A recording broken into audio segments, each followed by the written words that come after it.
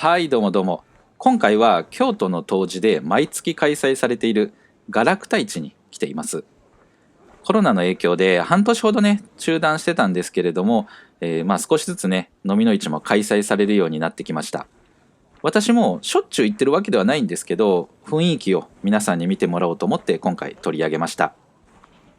関西で定期的に開催されている飲みの市っていうのは、有名なもの有名な開催場所が3つあります。3つともお寺と神社で、大阪の四天王寺、京都の東寺、京都の北野天満宮で開催されています。出店しているお店も地域が近いのでかぶってたりするんですけど、おそらく規模が一番大きいのが四天王寺の飲みの市、古い日用品とか本当にガラクタって言われるようなものがねたくさん並んでます。次に大きいのは東寺の飲みの市ですね。東寺は京都という場所柄もあるのか、古い置物とか食器といったね、骨董品と言われて想像する、一般的に想像するようなものがね多く扱われている印象があります。3番目の北野天満宮は西陣織で有名な地域なのもあって、布製品ですね、生地とかあと衣類とかね、そういう関連のお店が多くて、規模は他の2つほどではないんですけど、すごく特色のある飲みの市が開催されています。再開されているのは今のところ四天王寺の太子絵と東寺の雅楽太市だけです。もしこの動画を見て行ってみようと思った方はね、開催日程だけはねちゃんと確認してから行くようにしてください。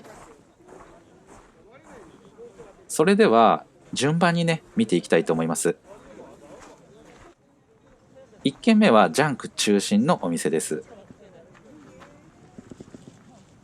こんな感じで裏蓋がなくなってたり、本当にゴミと紙一重の状態のものがあります。こちらはシチズンの1970年代の古い自動巻き式です。秒針が取れてる、いわゆるジャンク品ですね。それからこれは1960年代と思われるセイコーのスポーツマチックです。次は動画では分かりづらいですが、文字盤が90度右に回ってしまっている状態のジャンク品です。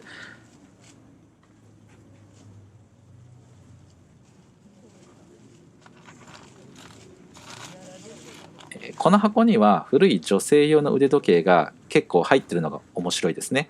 ワイヤータイプのラグで結構雰囲気があります。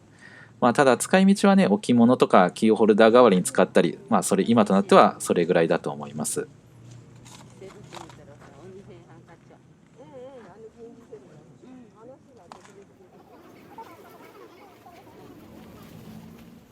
ちょっと移動して、こちらはジャンクではない腕時計が並んでます。ほとんどはね聞いたことのないようなブランドで、有名ブランドのデザインを真似たタイプのものですね。左側のケースにはセイコーのキングクォーツという古いモデルがあったりしますが、文字盤が汚れていて、もしネットで売るとすればね1000円ぐらいが妥当じゃないかなと思います。こんな感じで、ジャンク品以外もね、値切られるのを前提でちょっと高めの値段が最初はついてるのが普通です。さあ次に行きましょう。今度はね200円均一で売っているゴミの山です。宝探し気分が味わえるので、私はこういうのがね大好物です。この手のジャンクの山っていうのはシチズンの Q&Q とかチープカシオ、それから J アクシスとかね、あとそれからもう聞いたこともないような謎のメーカーの腕時計が中心で、セイコーとかシチズンのロゴが入ったものっていうのは基本的にはないです。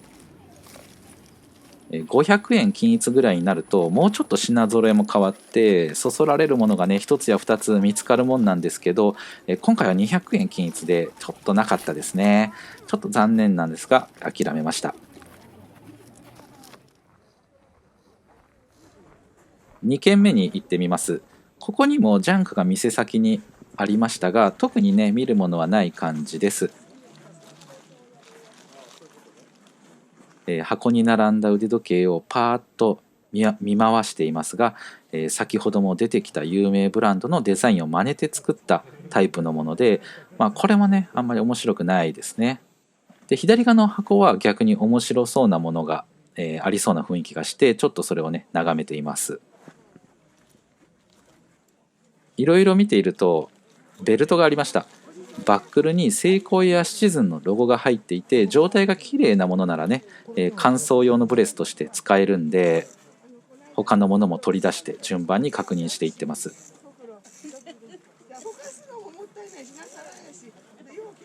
ただ今回はねちょっと欲しいタイプのものがなかったので、流れでね隣の懐中時計に目を向けました。懐中時計は私もいくつか持ってるんですけど、守備範囲ではないんですよね。で購入は考えてはなかったんですけど、雰囲気の良さに目が奪われました。次はウォルサムの懐中時計です。純正のケースかどうかちょっとわからないんですけど、裏側を見るとうっすらケースの彫りが入ってますね。ウォルサムの小さな目持ちの腕時計です。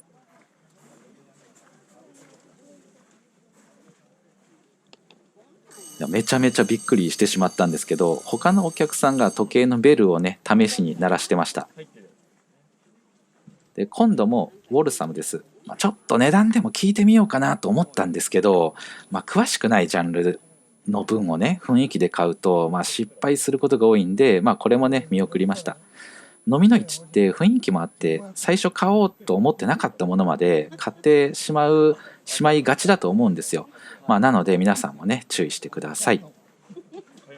それで撮影しながら声だけ聞こえてきたんですけど、先ほどベルを鳴らしてたお客さんが1000円でね購入してました。聞き耳を立ててると、さらにお客さんの方から値引きっていうことは言ってなかったんですけど、この店のね店主が2000円表示のものをまず1500円にして、そこからなんか東京から来たっていう話を聞いて、もう1000円にしとくわって言ってね、お客さんの方も1000円でいいんですかみたいな感じで返してて、なんかすごい和みましたね。結構中にはねふっかけた値段で置いてるお店も多いんですけど、ここのお店の価格表示を見ると割と良心的かなと思います。さらにね値引きしてくれるとしたらね結構いいお店なのかもしれませんね。なかなか楽しめたんですけど、欲しいものは特になかったので2軒目はここで終わりです。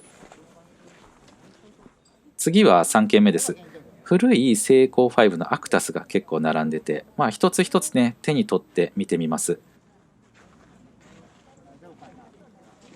まず最初はシチズンのレオパールです。セイコーのキングセイコー、56KS とか 52KS と競合していたモデルです。でケースに小傷は入ってるんですけど、表示が1万5000円だったので、なかなか良心的な価格だなと思いましたね。今度はセイコーのロードマチックです。これもなかなかですね。でオーバーホールしてるとすると表示の1万7000円っていうのはわりかしお得な価格です。でロードマチックは私もいくつか持ってるんで、ここは見るだけにしてます。どれぐらいの価格で表示してるかっていうのでお店の価値観がね分かるんで、隣の5アクタスも手に取って価格を確認してます。次はセイコーマチックのウィークデータです。6G1 に曜日表示があるのが特徴ですね。で裏蓋のイルカマークが割とはっきり残っていて、なかなかじゃないかなと思います。昭和感があってレトロで、私は結構好きなモデルです。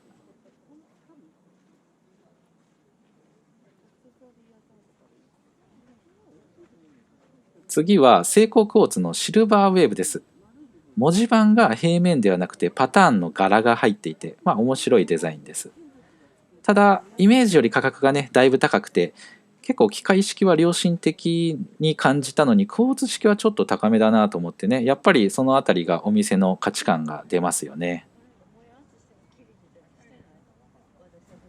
その隣はセイコー5アクタスの緑文字盤です。色味がとてもいいですね。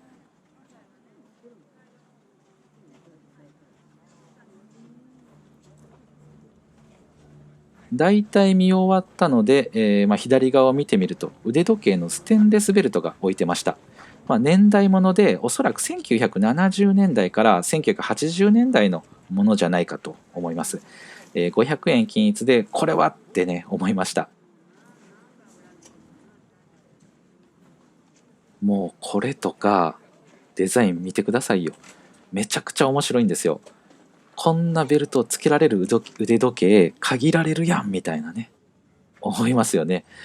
今では替え用のステンレスベルトも結構無難なものばっかりなんですよね。ただ、当時は腕時計がたくさん売れてた時代なんで、こういう面白いものがあるんです。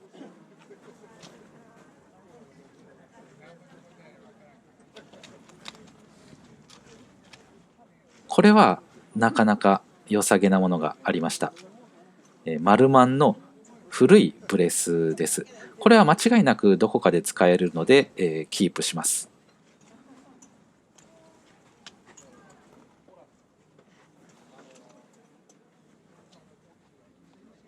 これもなかなかですね。金色なんですが、ちょっと色が薄めというか、ギラギラしていない色味で、これはね、合いそうな腕時計私持ってるので、これもキープします。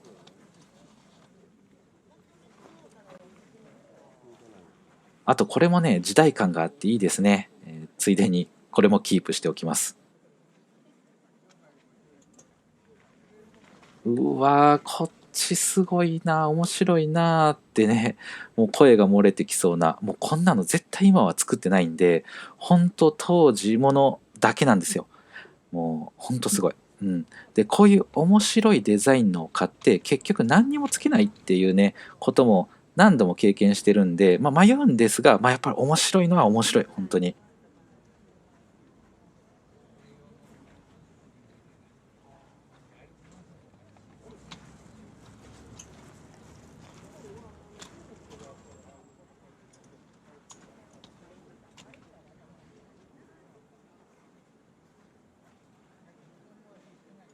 で買うかどうかもう本当に迷ったんですけど、今回はね、割とちょっと無難な3つだけにしました。すごくねいい買い物ができたと思います。はい。というわけで今回は飲みの市の様子をお送りしました。以前は飲みの市でね、そこそこの価格のものもね、買ったりしてたんですけど、私。今は本当に1000円未満のものしか買わなくなりました。飲みの市に行けばお得に買えるみたいなね、変な幻想は持たない方がいいかもしれません。で、それでもね、中には掘り出し物や面白いものが買えたりするんで、私もたまに行っています。で、腕時計を扱っているお店はそんなに多くないんですけど、こんな面白いのがあるんだなとか、そういう感動があったり、なんじゃこりゃみたいなのもあってね、そういう楽しみ方もできると思います。今回はここでおしまいです。また次の動画でお会いしましょう。